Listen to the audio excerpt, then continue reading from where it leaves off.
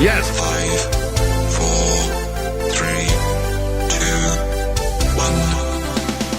2, 1. Welcome to Up in Your Business with Kerry McCoy, a production of flagandbanner.com. Through storytelling and conversational interviews, this weekly radio show offers listeners first-hand insight in starting and running a business, the ups and downs of risk-taking, and the commonalities of successful people.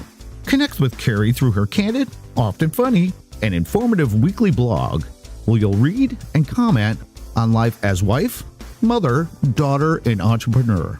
And now it's time for Kerry McCoy to get all up in your business. I'm Kerry McCoy, and it's time for me to get up in your business.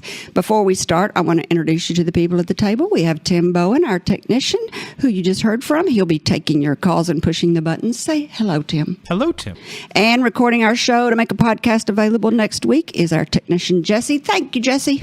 No problem. This show, Up in Your Business with Kerry McCoy, began with entrepreneurs in mind, a platform for me, a small business owner and a guest, to pay forward our experiential knowledge in a conversational way.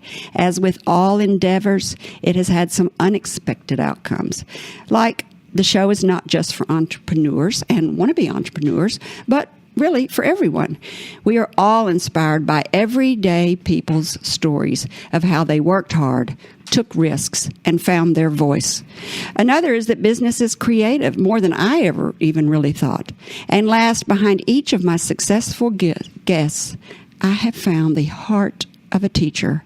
Today, my guest, Miss Alese Stroud, checks off all those aforementioned boxes. She is founder and CEO of Corporate Insight Strategy. This may sound like upper management business advice, and it is, but it is also going to be a conversation about how employees can mitigate risks over the next 5 years as the baby boomers, our population's largest sector, begins retiring from leadership positions and transfer ownership or possibly closes their small business. This is going to make a paradigm shift in our country's economy like never before. So whether you're a boss, an owner, or an employee, you will want to hear what Alese has to say. If you're just tuning in for the first time, you may be asking yourself, what's this lady's story and why does she have a radio show? Well, Tim is here to tell you. Thank you, Kerry. Over 40 years ago, and with only $400, Kerry McCoy founded Arkansas Flag and Banner. During the last 4 decades, this business has grown and changed dramatically, from door-to-door sales to telemarketing to mail order and catalog sales. And now, Flag and Banner relies heavily on the internet, including our newest feature, live chatting. Each decade has required a change in sales strategy and procedures. Her business and leadership knowledge grew with time and experience, as well as the confidence to branch out into multimedia marketing that began with our nonprofit Dreamland Ballroom, as well as our in-house publication, Brave Magazine, and now this very radio show that you're listening to. Each week on this show, you'll hear candid conversation between her and our guests about real-world experiences on a variety of businesses and topics that we hope you'll find interesting. Kerry says that many business rules, such as treat your employees well, know your profit margin, and have a succession plan, can be applied across just about any industry. What I find encouraging is her example that hard work pays off. Did you know that for 9 years while starting Flag and Banner, she supplemented her income with many part-time jobs? What that shows is that persistence, perseverance, and patience prevail. Today, Flag and Banner has 10 departments, and I have 25 coworkers. It reminds us all that small businesses are the fuel of our country's economic engine and that they empower people's lives. If you'd like to ask Kerry questions or share your experience or story, you can send an email to questions@upyourbusiness.org. Thank you, Tim. My guest today is Alese Stroud, founder and CEO of not one but 2 complex business consulting firms. Not long after graduating from college with a BA in commercial art, Alese found herself a single mother and came to the realization she needed another, more lucrative career. Back in school and during its early years, she studied data processing and programming. This landed her a job with a newly formed little company called Systematics that went public in 1990 and eventually sold to another little company called Alltel. Today, it is part of Fidelity Investments. Alese's career at Systematics soared, and by the time she left, she had earned the respect as Senior System Consultant. Now, 40-ish, Alese Stroud decided to embark on a career of entrepreneurship. She opened Stroud Consulting Group, a software and project management company that helped financial institutions make the leap from the 19th century way of banking to the 20th century digital business banking world. Some of the clients she coached, developed, installed, and tested software and procedures for were Signature Bank, Citizens Bank, Citibank, American Express, and yes, Chase Manhattan Bank. For 2 decades, her company successfully worked in operations for some of the most prestigious clients in America. During this time, she grew to understand that the non-financial side of the business was just as equally important as the operational side. Acting on this realization, more recently, she opened her second business, aptly named Corporate Insight Strategy, a company that evaluates and prepares its clients and their employees for fast growth, company changes, and/or leadership and owner transitions. As with all my guests on UIYB, Up in Your Business, Alese graciously shares her knowledge. I saw and heard you speak at Rotary Club 99 and knew I had to have her on the show. In addition, she volunteers her time at Wildwood Park for the Performing Arts, the Centers for Youth and Families, the Little Rock Technology Park, and Startup Weekend, just to name a few.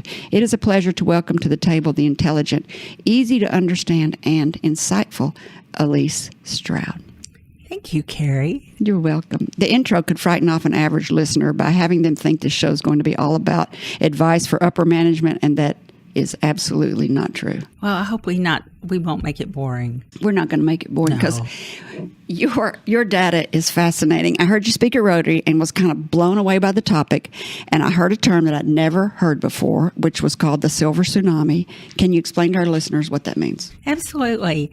The silver tsunami is a term that was coined actually about 10 years ago when some economists recognized that we were about to go massive change in wealth and company ownership as all the baby boomers retired. And there are like 12.3 million baby boomers who own businesses of various size in the U.S.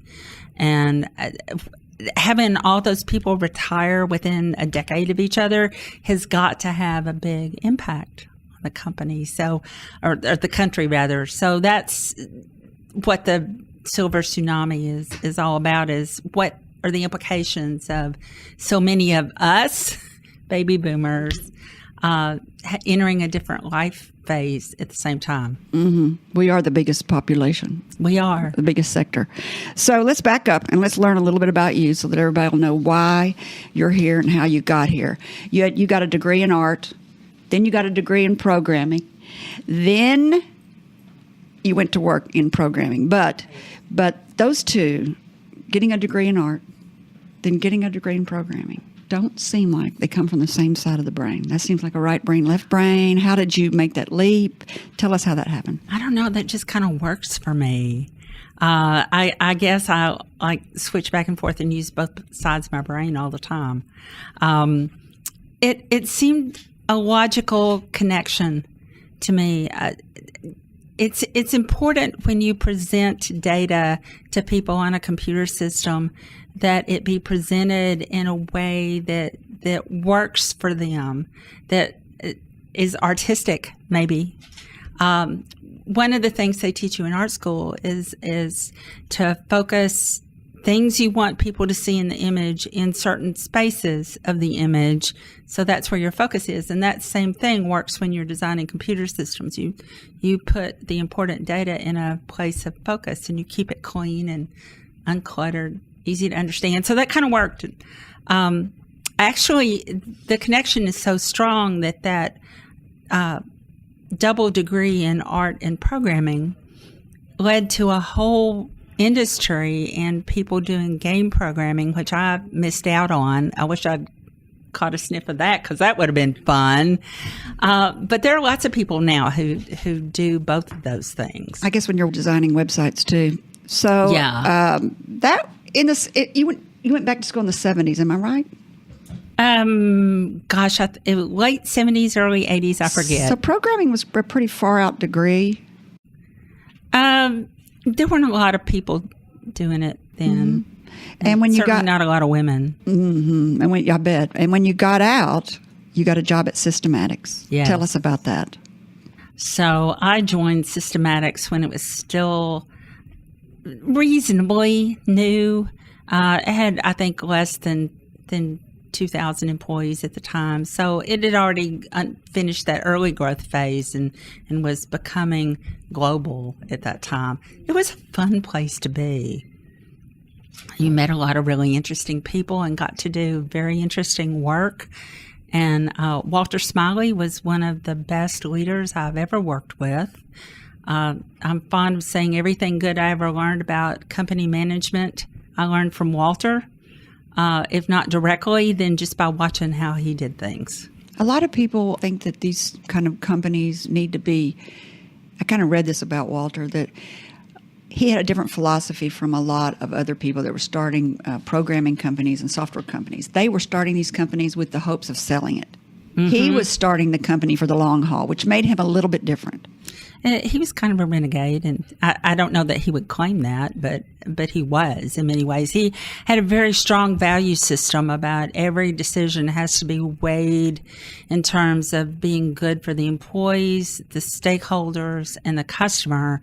And if it didn't do good for all three of those, you didn't do whatever it was. So that was kind of different. Today, a lot of people feel like their fiduciary responsibility is to the stockholders, right, more than to the employees, more than to the customer, but put the stockholder first. Walter Hussman was on here a couple of weeks ago, and he completely flips that and says the last person you should think about is the stockholders. So there's a whole different philosophy in the way people run publicly traded companies today. Yeah, there is. I think they've been forced into that by a lot of very reactionary, controlling stakeholders who take them to court and try to control from the cheap seats. It's hard. I would have to go back to Walter's philosophy, though. I really like that balance, and I've never seen another management philosophy that I thought was better in the long run. Mm-hmm. Was there one event that happened? So you're fine. You're at Systematics. You like it. You've got personal growth. You've got career growth. But then you decide to go out on your own and start Stroud Consulting Company. Was there some event that happened that made you decide to do that?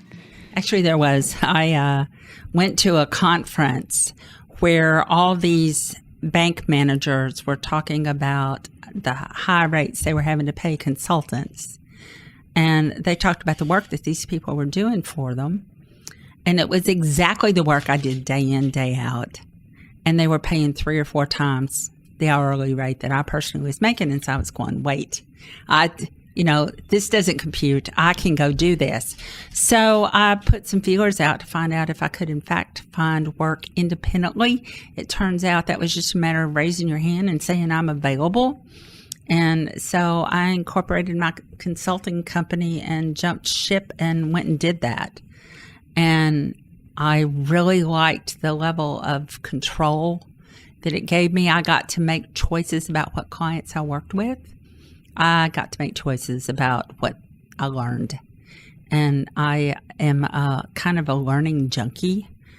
And so one of my dissatisfactions with being an employee of a big corporation is that somebody else gets to choose your new adventures, your new learnings. They get to choose it because they're paying for you, and they would be paying for the classes that you take. And that chafed a lot because I frequently didn't get to go take the classes that I wanted or do the new projects that I wanted to be a part of.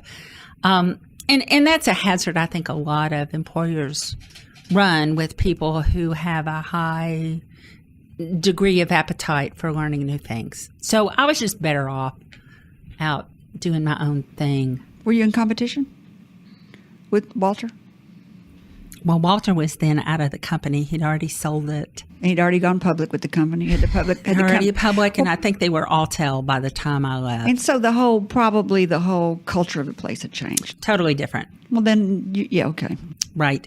That didn't play into your decision? Is it the culture had changed? That played heavily into my decision. When we worked for Walter, he was very clear that each one of us was important. You felt that in the decision-making from day to day. By the time I left, the company was very different. It was very corporate. All of the employees were pretty clear that they were plug-and-play parts at that point and that we were easily replaceable. And that's kind of hard on your ego, especially when programmers tend to be pretty egotistical. Oh, really? I didn't beings. know. No. Imagine that. No, right. So, you don't tell them that they're a plug-and-play part. So I talk about culture a lot when I work with clients now. We actually developed a culture test that I'm pretty pleased with. And I frequently talk about the difference between the days that we worked with Walter and Systematics and then what the company became as it grew. And not to single out one company to talk about, all companies that go through that kind of massive growth are going to lose that hometown personal feel. The culture's going to change. Especially when you have a strong leader at the top who started the company. Sometimes Right. it really changes when you go to the second generation, even if it didn't Absolutely. sell. So when we come back, we're going to really talk a lot about that. You've got a lot of experience in that. And we're going to find out about the country's economic future as the baby boomers begin to retire. And we're going to give business owners and employees and the new CEOs advice on how to make those transitions easier. You're listening to Up in Your Business with Kerry McCoy. If you miss any part of this show, a podcast will be made available next week at flagandbanner.com's website. If you would prefer to listen on iTunes, YouTube, or SoundCloud, you'll find those links there as well. Lots of listening options. We'll be right back. You're listening to Up in Your Business with me, Kerry McCoy. I'm speaking today with Alese Stroud, founder and CEO of Corporate Insight Strategy. Exactly that. It's the corporate insight strategies that she's going to walk us through. So before we went to break, we talked about how she was a programmer at Systematics. Then, because the culture changed and because she found an opportunity, she started her own company called Stroud Consulting Group, where she helps banks. Well, you tell us what Stroud Consulting Group did. Stroud Consulting did a lot of software integrations and installations and data conversions for banks around the country. It capitalized on all that experience that we all had from our days at Systematics and filled a niche for people that needed the kind of services that we could provide that they couldn't get from the software vendor. So that was pretty handy.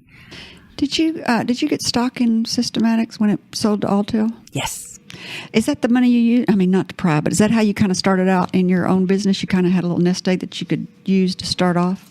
Amazingly, that company didn't cost me very much at all to start. Because there's no inventory. No, there was It's no just brain inventory. power. It's all brain power. And we had zero advertising budget because all I had to do was raise my hand and say I was available and people called, which was pretty sweet. You're in a very niche market. There weren't very many people that did what you did and had That's the right. experience you had. That's right. And talk about a scary thing to do. Just think about this, listeners. She's going into banks. She's installing software. She's moving these huge banks. I mean, some of your customers were Chase Manhattan. You're putting in software, you're changing their procedures, you're training the CEOs, you're training upper management on 21st century banking, digital banking, and the security risks. I can't even imagine how. I mean, these are banks. This is people's money. You make one mistake. Oh, yeah. The liability could be. Well, it takes a village. Don't think I was ever the only person involved on one of those projects. But your name's on the mammoth. sign. Well, yeah. It is Stroud Consulting Service. Well, that's true, but rarely were we the only player in a project. Those are such huge banks, and the projects that we worked on may have had 50 to 100 people working on them all at the same time. That can almost be a detriment, though. Yeah, because it's a lot of moving parts to manage. It takes tremendous oversight to be sure that goes down effectively.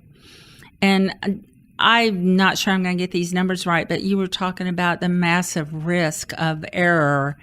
And I remember sitting down and taking a look at a conversion that I was doing for, I think it was Citibank, and a 0.5% error rate was hundreds of thousands of accounts in error.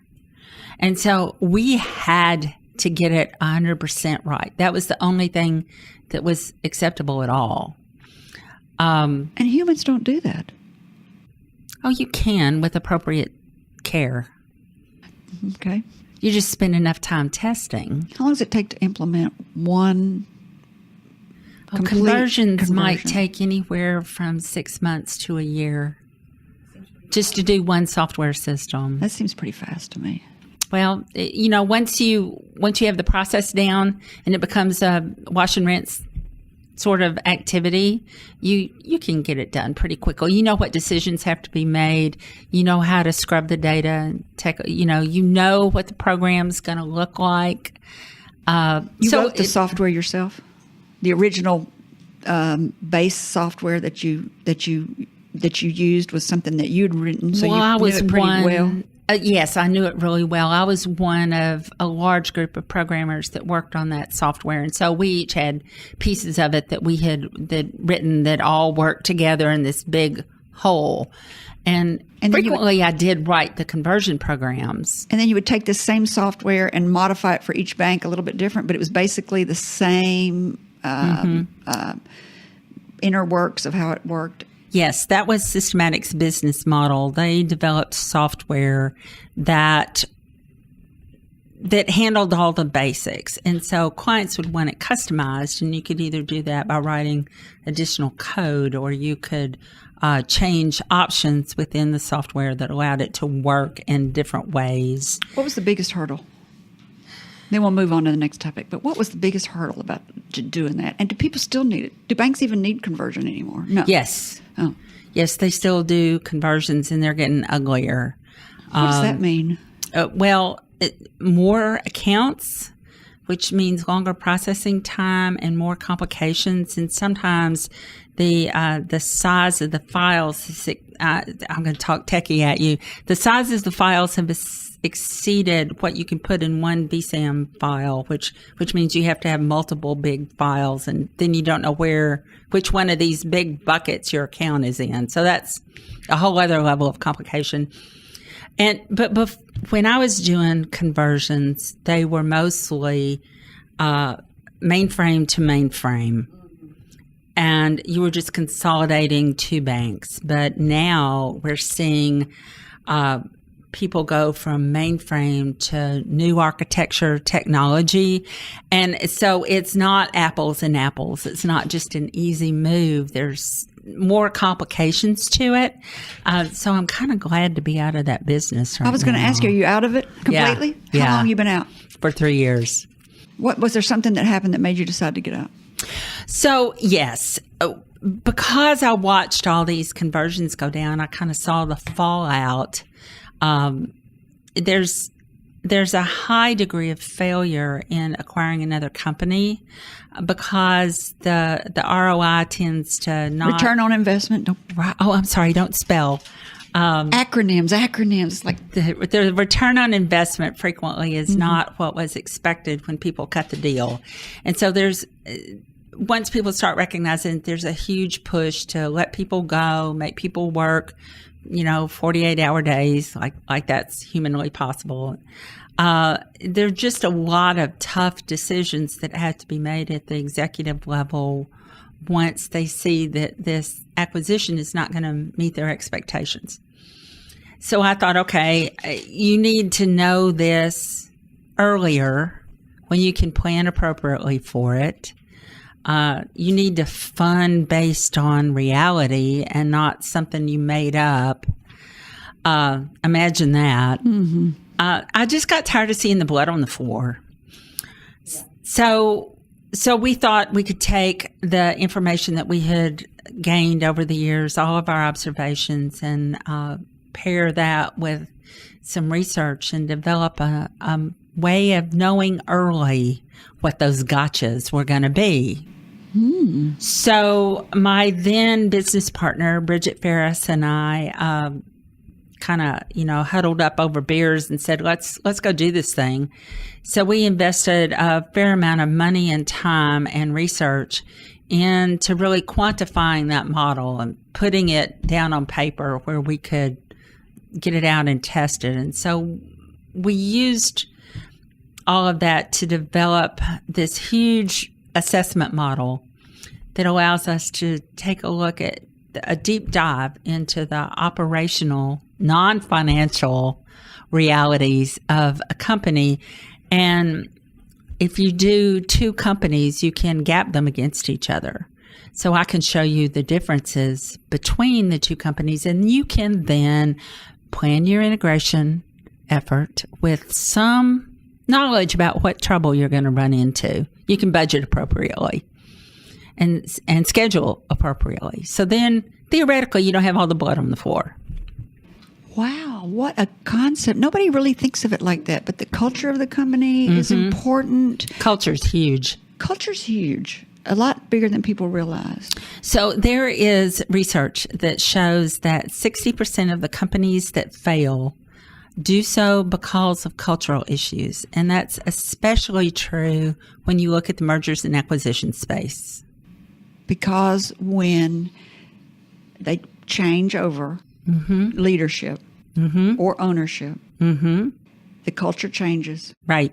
Every time. Morale goes every time. And the morale goes down. So your company goes in, your new company goes in and doesn't look at the financial piece of it at all. I don't care about the numbers. So do you go in with the guy who's doing the financial part, who's doing the software upgrade, and you partner with, like your old company would have been, who you would have partnered with? I don't know why you didn't keep your old company and use your old company to do the financial part and the software part, and then to do the non-operational part, or to do the operation, non-financial, to do the operational part. And then you would have like a whole ball of wax right there. Well, we could. I mean, I never did the finances. I like to partner with CPAs because there's a whole other kind of brain, and I appreciate the heck out of CPAs and have great respect for them. So I would rather them do what they're really good at. And then you bring in the software, and you implement what the CPAs say, and now you've quit doing all of that, and you are now doing the operational part and the culture part and the training part, and you've got ways of measuring that. It doesn't seem like there'd be a way to measure that because there's no numbers that go with that. Well, that's what people said to us early on. They're going, this is too squishy. Yeah. You can't measure it. And I said, hide and watch. So we came up with a way to convert those squishy elements of a company into something that's scoreable.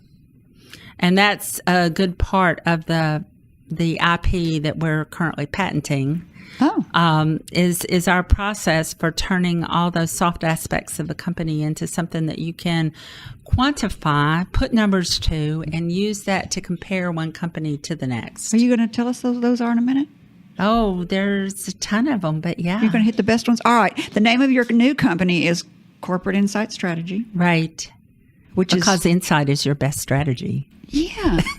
I like it. At first, when I read that, I thought, what a huge, broad name. It could mean almost anything. But the more you read about it and you explain it, you're like, it makes total sense. It's the insight, which makes a great, which I I'm all about it. It's the squishy part. All right, it's time for us to take another break. We'll come right back and continue our conversation with Alese Stroud, founder and CEO of Corporate Insight Strategy. She will give us advice to retiring business owners and leaders on how to successfully onboard the next CEO and talk to the employee about how to mitigate their job risk during these transitions. It's free advice and insight from the expert. You're listening to Up in Your Business with Kerry and McCoy. If you miss any part of the show, a podcast will be made available next week at flagandbanner.com's website. If you prefer to listen on iTunes, YouTube, or SoundCloud, you'll find those links there. Lots of listening options. We'll be right back. Arkansas Flag and Banner is proud to underwrite Up in Your Business with Kerry McCoy. McCoy began this broadcast a year and a half ago with the intention of offering a mentoring platform for those with an entrepreneurial spirit.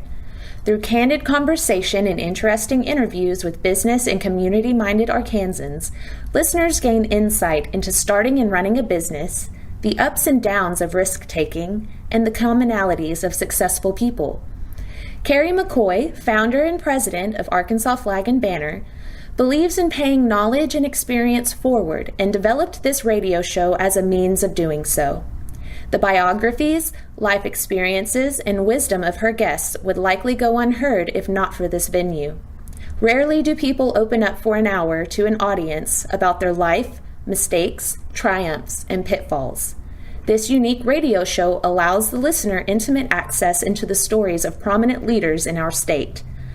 I am Adrienne McNally, manager of the Arkansas Flag and Banner showroom and gift shop, located on the first floor of the historic Taborian Hall on the corner of 9th and State Streets in downtown Little Rock, Arkansas.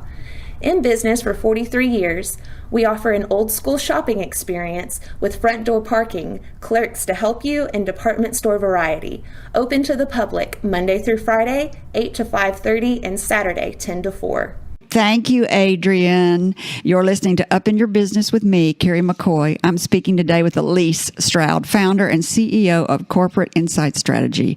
For those just tuning in, the first company Alese started was Stroud Consulting Firm, where she helped banks transition into the digital banking area, and she did that for 20 years. And now she started yet another company called Corporate Insight Strategy, where on your website you describe your company as one that coaches client organizations to prepare for growth and leadership transition by using fact-based models to assess the status of the organization, operations, and culture.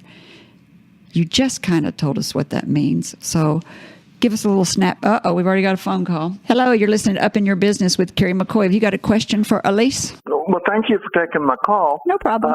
I'm very interested in the whole issue of corporate culture. Basically, what are the metrics that you use in assessing a corporate culture? I mean, for example, is the culture nurturing? Is it rewarding? Is it a demanding culture? Those kinds of things. Thank you much. I'll listen offline. All right. Thanks for your call. Perfect question. We're just about to talk about that. Perfect. Thank you. I just love to talk about corporate culture because I personally think it's so very interesting.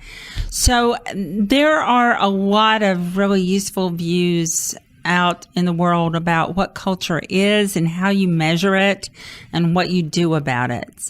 We chose a model that we use thought leadership from a gentleman, a professor, Gert Hofstede, who wrote the book on corporations and culture. And if you need something to put you to sleep at night, I highly recommend that book. What's it called? Corporations and Culture. Okay. It's very academic. He was a PhD, but it's very useful information to think about the different styles of interaction that are components of culture within a company. And it's all about how you work together to do business. So culture is either the grease that makes things work well, or it's a glue that gums it up and makes it not work at all. So how do you measure it? So our process is to take each one of these styles and identify observable behaviors. What styles, meaning? A style. So we grade 28 of them. There's 28 styles. Right. And Wow. there will be things like negotiation process. It's like, how do you negotiate toward decisions within your company? Okay. And on one end of that, it might be that there's absolutely no negotiation. The boss gets to decide, period. And on the other end of the spectrum, it might be highly collaborative where, facts are gathered from all parties. And it's a democratic approach. It's very democratic. All right. What's the next one? What's another one? Another one might be the degree of voice that the customer has. So customer's voice. And at one end of the spectrum, the customer may have absolutely no voice. We're going to do what we're going to do, period. And I hope to goodness that you buy our product, but we're not listening to you. And the other end is the customer's always right. Right. And then give me another one. I know there's 28. We're not going to do them all, but I want to get the top ones. I would be hard-pressed to name all 28 without a cheat sheet. Just give us the top ones. Employees have a voice. Mm-hmm. Customers have a voice. Yeah. And then what would be another one? Well, let's talk about employee identification. Oh. We love to tell stories about systematics. So one end of that spectrum is where employees are very much defined by the company they work for. We take very much pride in working there. And if I meet you at a party, I'm going to tell you I work at flagandbanner.com. Absolutely, yes. and that's a source of pride for me.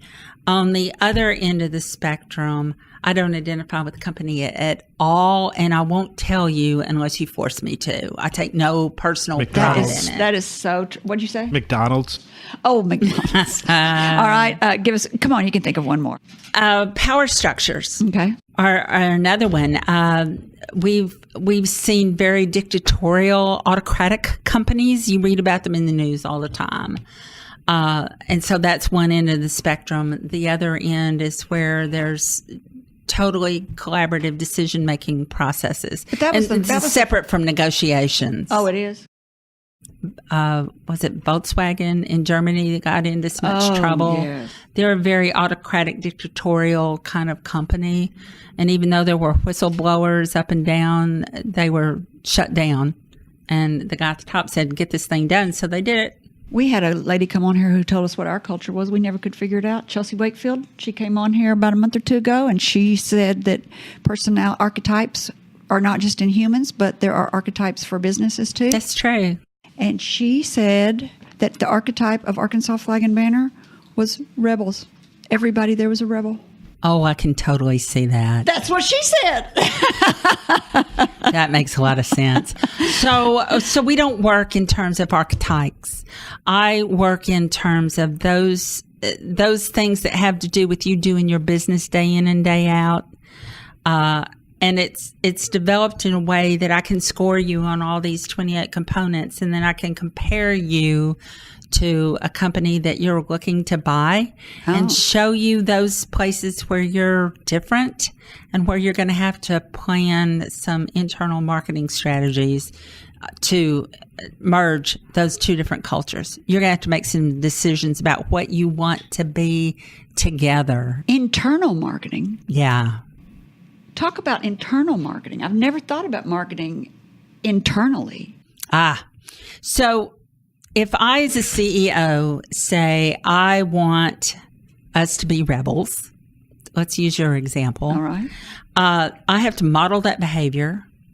I have to tell it in some fashion to my employees so they know that's what I value. So you're marketing this concept to your staff.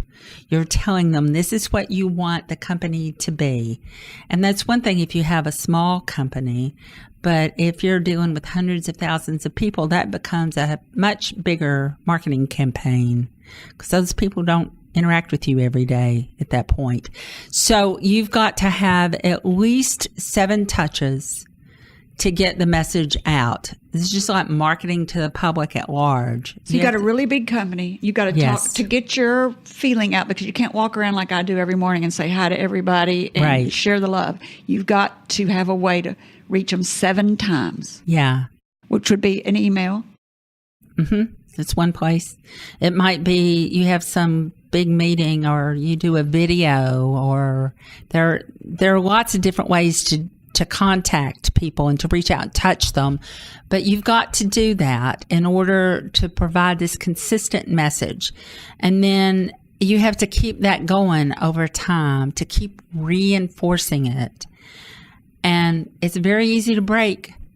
If you say we're X and your employees see you out in public doing Y, there went your credibility. It's gone. So then you have to start all over again. And people do not understand how important credibility is. No, credibility, ethics are everything. It's everything. It is. Being real is critical to being an effective leader. It certainly is. I hope everybody heard that, and I hope someone's tweeting it. Let's talk about the tsunami. All of us baby boomers are retiring. 12.3 and we own 12.3 million businesses that are going to change hands or close in the next 5 to 6 years. Yes. So we can talk about the retiring business owner. What's the right thing for them to do? What's the wrong thing for them to do? We can talk about the new CEO or leader. What's the right thing for them to do? What's the wrong thing for them to do? And we can talk about the employee. What's the right thing for them to do and what's the wrong? Because this tsunami changeover, silver tsunami changeover, is going to affect the business owner retiring. Mm-hmm. I mean, it's his portfolio. That's right. It's his retirement portfolio. It's going to affect the new leader coming in. Mm-hmm. It's his career, and it's going to affect the employees. It's their job. Yes, and their lifestyle. It depends on the job. Where do you want to start?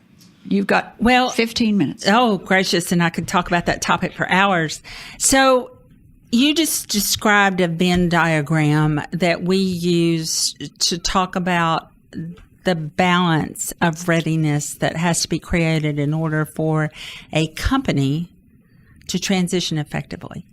And one circle is the exiting owner, the CEO who's headed off to the sunset or Tahiti, whichever.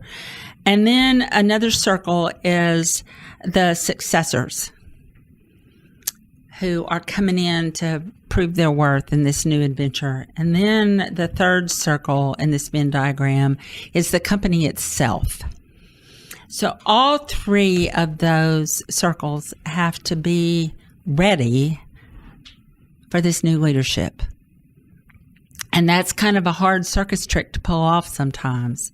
So let's talk about the company itself being ready. And this is the biggest area where my company can help make a difference. We have a way of taking a look at all the operational processes and procedures within a company and scoring them on a level of maturity that tells us whether you're getting business done by luck or the seat of your pants every day, or if you've got sustainable, well-documented, well-trained, constantly evaluated processes that allow somebody to step in and do your job. And nobody does. Nobody does. Well, some people do in some areas, but I don't find anybody that scores really high on that across the board. But we take a look at 166 different organizational elements and grade you on that maturity scale within each one of those. How long does that take to do? We can get it done in 2 days. Really? Yeah, it's asking a ton of questions. I bet it's repetitive as it can be, though. It's really not. Oh, okay.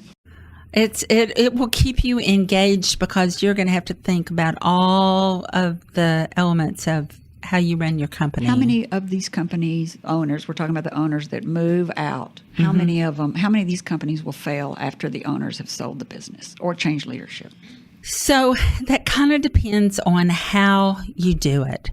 Research shows that if you sell your company, whether it's to an external owner or a bigger company or maybe just to the employees under an ESOP, that the failure rate is somewhere north of 50% within 3 years. If you're handing the company off in a generational transfer. Oh, I bet it's really ugly. Oh, the failure rate is 70% on the first generation, I think 84% if you skip a generation. If you skip 2 generations, the survival rate is 3%. Wow. And how many years does it take for that to happen? It usually happens pretty quickly, but it's that same 3 to 5 year failure rate.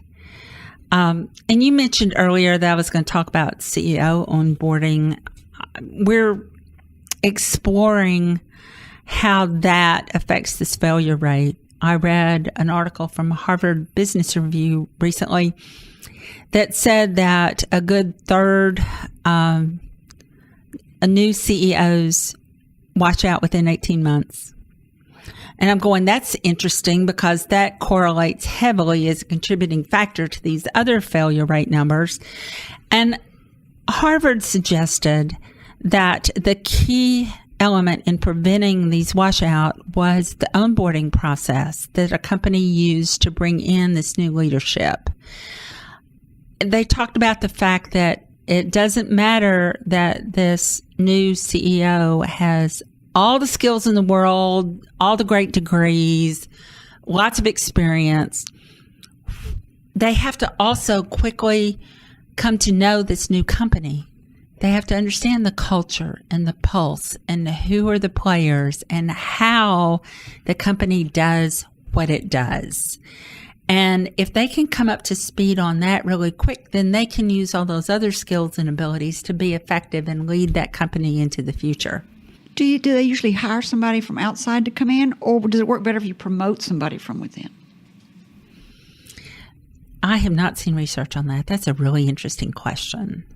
Seems like if you had somebody there that you had been training to be your successor and that had been there and already learned the culture and you knew whether they fit or not, that their success rate would be better, whether they were part of the family or not, that they had been there long enough, whether they're an employee or a family member, they'd been there long enough that you could tell these guys are going to follow along. It seems makes a ton of sense to me. It does, doesn't it? It does. It seems like that ought to work. It seems like it would go up better. So what do you think the number one thing is? Well, I think I already know this. What's the right thing for a CEO to do would be to get to know the culture. Are you talking about an incoming new CEO? Yes. They need to get to know the culture. They need to meet people. They need to get out on the floor. They can't just sit in their office behind a locked door and a secretary and expect to be effective. They've got to get out and meet and greet and hear people in their new company. Don't underestimate your social skills. Amen. And the other one that we haven't talked about that I think the listeners are probably going to really want to know about is how this affects the employees. So you're the employee who's powerless or feels powerless. You want to get up into that leadership role. You want to look for an opportunity, say, things are shifting around here. Check my ego, make sure everybody knows I'm here, stand out. What would you say to an employee? Or, I need to jump ship and I need to do it now. So, what should an employee be told? How to mitigate the risks? Well, either one of those decisions is best made with information. So you as the employee need to really watch what's going on within your company. Get your head up and look around. If your company gets sold, there's definitely going to be a change in leadership. So think about how that affects you and your position. And are you a strong enough person that you're going to be recognized as an asset and the acquiring entity will definitely want to keep you? Or are you goofing off and playing with your iPhone and they're going to let you go because they don't see the value? There's a huge domino effect. If we do nothing more than swap out the CEO, there are going to be people who will be vacated out of positions for one reason or another. So if the guy above me leaves, am I the person that gets to move up? How do I make sure that my name's on that list? Or is the writing on the wall and I don't like where things are going? I can recognize that the culture is going to be profoundly different, that there's something about this that doesn't meet my personal goals or needs, and I need to be prepared to jump ship. So if you jump ship, you should start looking for another job because it's always easier to get a job if you have a job. Right. So if you want to change jobs and you want to keep working, start looking for a job while you have a job. Don't come into your next job interview and say, I just got laid off, because the first thing they say is, why'd you get laid off? Right. Why were you not valuable? Or there is another thought on that. If you're getting close to retirement age, you might want to say, I'm just going to ride this out. Well, you might. It's a choice. And say, I just want to, and then I'm just going to take unemployment for a few years and then go ahead and retire after that. Well, no matter what your decision, you're better prepared to make it if you've got more information. And you acquire that information by watching what your company's doing and looking around. You can't make it in a vacuum. Mm-hmm. I'm going to tell everybody that they're listening to Up in Your Business with me, Kerry McCoy. I'm speaking today with Alese Stroud, founder and CEO of Corporate Insight Strategy. How do people get in touch with you? You can email me. Our favorite way. Yes, mine as well. At AJS, that stands for Alese Johnston Stroud, CIstrategy.com. CI, Corporate Insight Strategy. So it's just CI? Yeah. Not CIS? No. It's probably already taken, wouldn't it? Right. Couldn't get the URL. GoDaddy wouldn't let me have it. GoDaddy. So I think this is interesting about companies too. And I thought I'd get your take on this real quick before we got to go. We're about to sign off. Arkansas Flag and Banner lives in a constant state of transition. And I'm serious when I say that. And I have heard other people say that if you're not changing, you're sliding backwards in your industry's market shares. Business is changing at the speed of light, and you have to run to stay in the forefront. That is true. And that's another thing employees, could look at when they're thinking about their business. How long has their company been doing the exact same thing that it's been doing? Right. So we think that examining your operations and asking yourself critical questions about, does this process, procedure, whatever it is, still meet market needs? Is this still best practice? And that's an advanced skill to really take a look at your belly button like that and to do something about it if it no longer is optimal. Those are two great things. Is your company still meeting market needs, and is your company exercising the best practice? Right. Those are great tweetable things also. I hope my people are tweeting that one out. Alese, you're awesome. I'm not kidding. Thank you. You really are. You make me look like a kindergartner girl. No. You are not afraid. I know. She said no. This is for you. It's a desk set of the U.S. and Arkansas flag. Imagine that. I bet you don't have one. Imagine that. I know. I bet you don't have one of those. Nobody hardly has a desk set of the U.S. and Arkansas flag or any state flag on their desk. I do now. I know, right? It's a really great gift idea. Tim, who do we have next week? Next week is going to be Bob Bidwell of the Studio Theater, where I recently saw their rendition of Hedwig and the Angry Inch, and it was awesome. Really? The Studio Theater is really cool, and this is going to be an exciting show, I think, for sure. You never cease to amaze me. What'd you see? Hedwig and the Angry Inch. I don't even know what that is. It's about a transsexual punk rocker. Oh, I'd love that. It's so good. Sounds great. That is so artsy-fartsy. Isn't that just like theater? So, yes, it's the Studio Theater. He's a thespian around town, been around for a long time in Little Rock, Arkansas. It's on the corner of 7th and Spring in downtown Little Rock, and he's got some great traditional shows coming up. I don't remember what they were. Did you see them on the website? No, I didn't catch any. It's the Studio Theater. If somebody wants to go on his website and look and see what they are. He's got real classic, I think like The Best Little Whorehouse in Texas, maybe. I'm not sure. Yeah, I think that's on the window. Do you? Yeah. So, Alese, thank you. I've really enjoyed it. Oh, thank you, I hope you'll come Kerry. back. I can't wait to hear about your new business and how well it does. And I think the advice you gave everybody today is priceless. And if anybody wants to see it, we'll have this broadcast available next week at flagandbanner.com. So to my listeners, if you've got a great entrepreneurial story you would like to share, I would love to hear from you. Send a brief bio and your contact info to questions with an S at upyourbusiness.org, and someone will be in touch. Thank you for spending time with me. If you think this program has been about you, You're right, but it's also been for me. Thank you for letting me fulfill my destiny. My hope today is that you've heard or learned something. I know you have today, that's been inspiring or enlightening, and that whatever it is, will help you up your business, your independence, or your life. I'm Kerry McCoy, and I'll see you next time on Up in Your Business. Until then, be brave and keep it up. You've been listening to Up in Your Business with Kerry McCoy, a production of flagandbanner.com. If you miss any part of the show or want to learn more about UIYB, go to flagandbanner.com and click on Radio Show. Like us on Facebook or subscribe to her weekly podcast wherever you like to listen. All interviews are recorded and posted the following week with links to resources you heard discussed on today's show. Underwriting opportunities available upon request. Kerry's goal is to help you live the American dream.